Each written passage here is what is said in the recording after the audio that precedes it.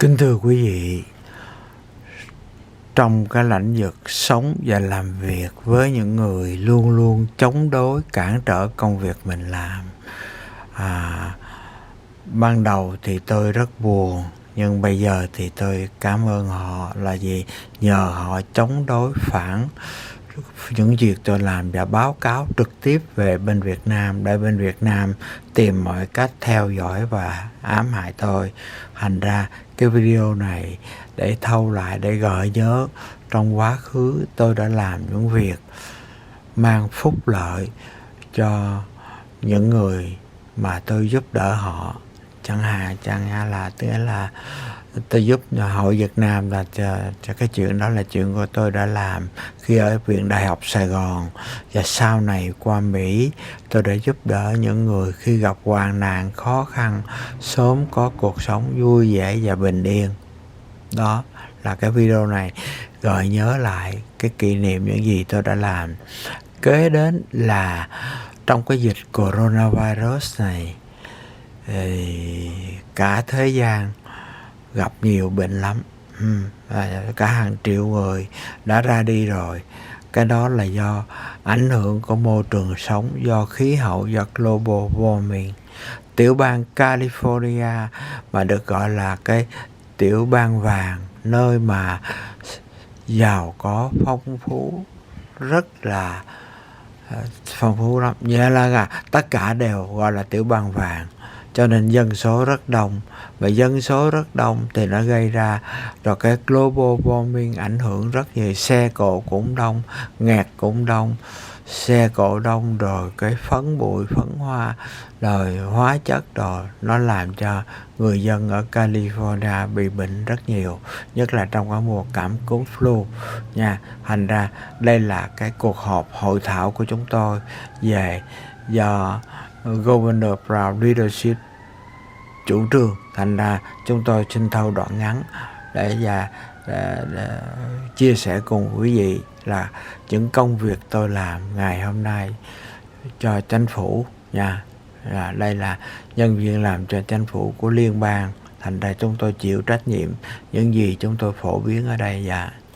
To address global warming. Now, this morning we've learned that the threats and risks from climate change are very real.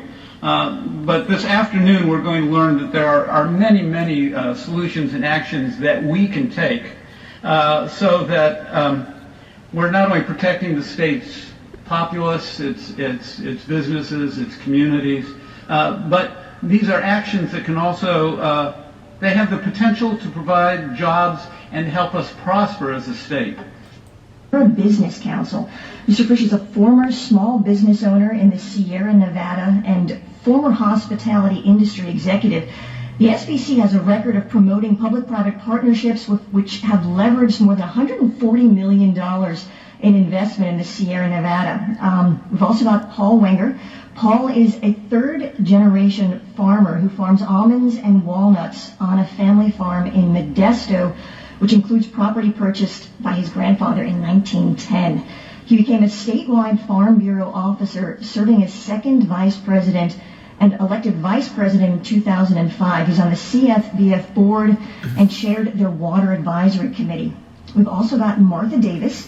Martha has led many of the agencies. She's with the Inland Empire Utilities Agency. She's the executive manager, and she's led many of the agency's award-winning conservation planning and green programs. Basically, they're looking at things like water conservation, renewable energy, stormwater capture, and basically this is a utility that services nearly 1 million people in the San Bernardino region.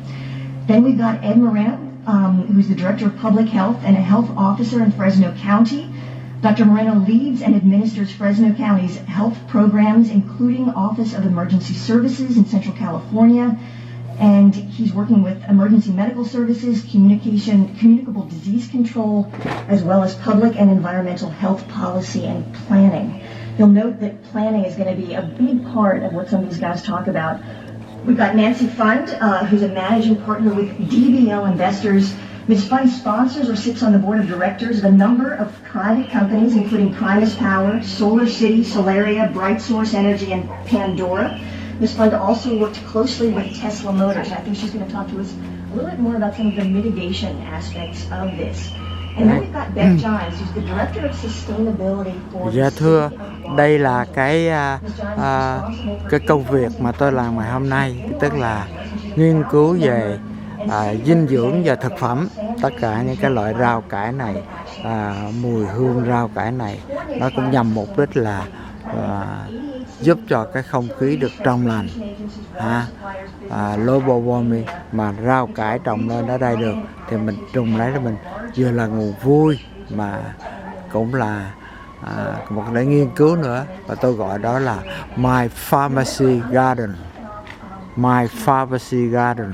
Khi tôi làm cái My Pharmacy Garden này nè, tôi gặp cái sự họ không biết cho nên họ phản đối, họ làm nhiều chuyện cái là cũng khổ tâm lắm nha. Pharmacy Garden đây là đấy, đó là cái mục đích của cái video mà tôi phổ biến ngày hôm nay để chia sẻ cùng quý vị thức giả, và mong quý vị vui lòng yểm trợ công việc chúng tôi làm, phổ biến rộng rãi cho những người Việt Nam trong và ngoài nước biết, để mà mình làm việc mình giúp đỡ nhau, chứ không thể nào hại nhau rồi kéo nhau ra cản trở công chuyện người ta làm. Đó là cái chuyện chúng tôi rất là buồn.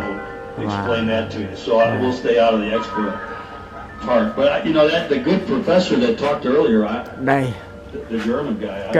cái air pollution, nó gió nó thổi như thế này, tức là nó mang cái air pollution, tức là cái fresh air cho cái môi trường sống và làm việc của tôi. Đấy. California là cái tiểu bang phong phú, đông dân, mà trong cái dịch coronavirus vừa rồi cũng nhiều người bị đau ốm, bệnh tật nhiều lắm, bị ô nhiễm nhiều lắm, đến cái độ đi bác sĩ, đi nhà thương, người ta sợ, người ta không dám tiếp xúc mình nữa mà.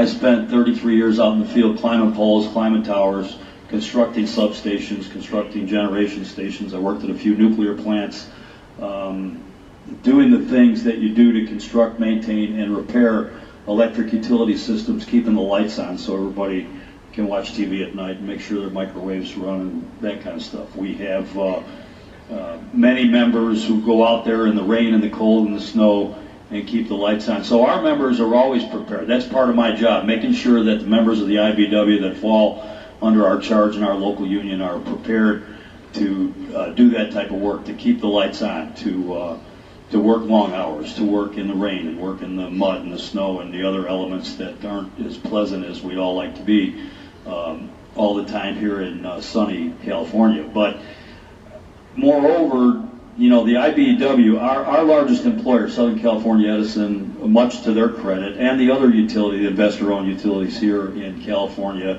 have gone down the path to reduce their carbon footprint. And, you know, Southern California Edison, to their credit, has put forth a thing with a motion with the PUC that they got okayed by the PUC a few years ago, where they are going to, you know, they're in the process and well down the path of building 250 megawatts of rooftop utility-owned, maintained solar installations, which we're doing as part of an agreement with Southern California Edison. So to their credit, to PG&E's credit, that's got the same kind of filing, and San Diego Gas and Electric, those utilities are preparing for the eventuality of what we have to do in California. I don't think that if we got to 100% renewables tomorrow, it would be very cost efficient. I don't think anybody would have any money left to buy any food the next day. But so we have to gradually get to where we completely reduce that carbon footprint. So, but the IBW is prepared, our members are prepared, and we're going to try to help our employers and those utilities in California to get into that same proactive preparation state. I think that answers what you said. Yeah, thank you. Well, I'm going to turn it then